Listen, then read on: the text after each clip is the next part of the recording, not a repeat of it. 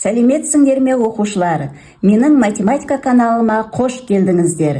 Бүгін біз бөлшекті бөлшекке бөлу ережесімен танысамыз.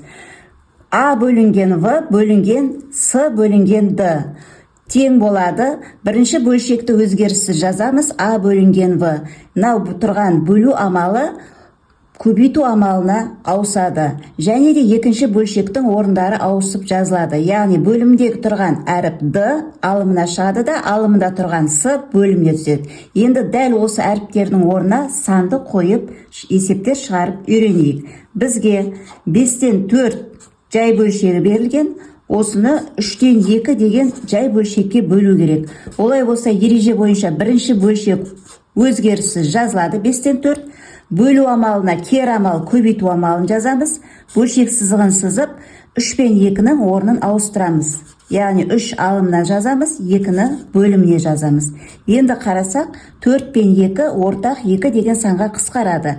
Олай болса, 2-ні 2-ге қысқартсақ 1-ден теді, 4-ті 2-ге қысқартсақ 2-ден теді. Қалған сандарымыз 2 және 3, екеуін көбейтіп жазатын болсақ 6 шығады, 5-ті 1-ге көбейтсек 5 болады. 5-тен 6 деген есептің жауабы болады. Тағы да бір мысал қарастырып өтейік. 6-дан 4 бөлеміз 3-тен 8. Ереже бойынша бірінші бөлшек тура сол күйінде жазылады.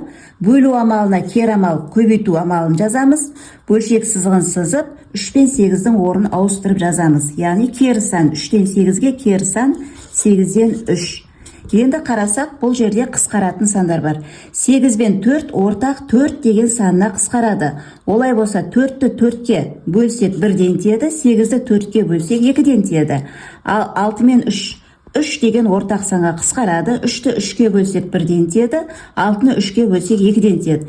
Енді қалған сандарды жазайық. 1-ді 1-ге көбейтсек 1, 2-ні 2-ге көбейтсек 4. Есептің жауабы 4-тен 1. Егер оқушылар видео ұнаған болса, менің каналыма тіркеліп, лайк басып, пікір жазуды ұмытпаңыздар.